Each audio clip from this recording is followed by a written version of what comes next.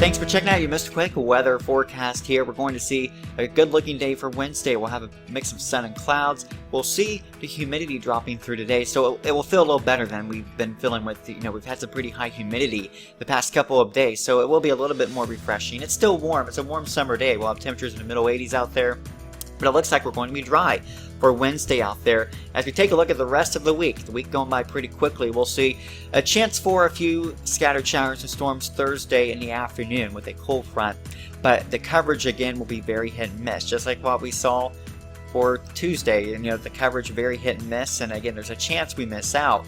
And as we look at the forecast going into Friday, we'll see full sunshine returning back to the forecast, and now we will see even cooler and even less humid air Friday compared to what the first front has brought us here for Wednesday. So we're going to see some really nice weather here Friday into Saturday. We have temperatures in the lower 80s Friday, with temperatures at night getting down to the low 60s.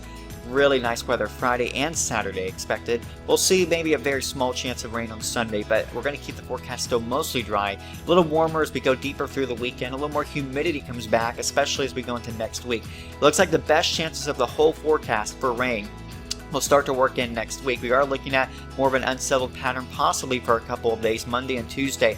Right now I'm going to put the best chance of rain in there for Tuesday of next week. Temperatures will be very seasonal as we go throughout the next 7 days. So thank you guys for checking out your latest forecast. Have a good day.